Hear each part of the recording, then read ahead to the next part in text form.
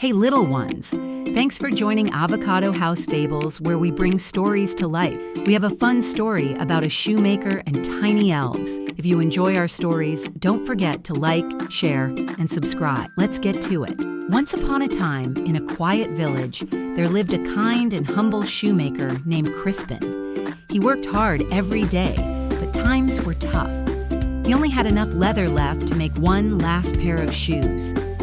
That night, Crispin carefully laid out the leather on his workbench, ready to make the shoes the next morning. Then, tired and worried, he blew out the candle and went to bed.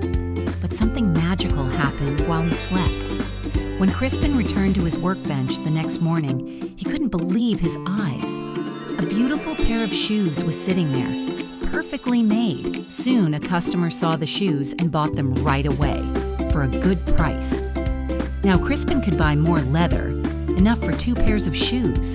That night, he laid out the leather once more, and again the next morning, 2 perfect pairs of shoes. Day after day, the same thing happened. Every night, Crispin left out the leather, and every morning, beautiful shoes appeared. He began to earn more money, and soon he and his wife had enough to live happily again. But the shoemaker was curious. Who was helping us each night? He wondered. So one cold winter evening, he and his wife hid behind the curtains and waited. And just past midnight, 2 tiny elves jumped through the window. They wore no shoes or coats, but they worked quickly and joyfully, stitching the leather with tiny hands. By morning, they were gone, and 2 more perfect pairs of shoes sat on the table. Crispin and his wife were filled with gratitude. "These kind little elves have helped us so much," said the shoemaker's wife. "Let's make something for them." So they worked together to sew tiny coats, tiny trousers, and, of course, tiny shoes. That night, they left the little gifts on the workbench and hid once more.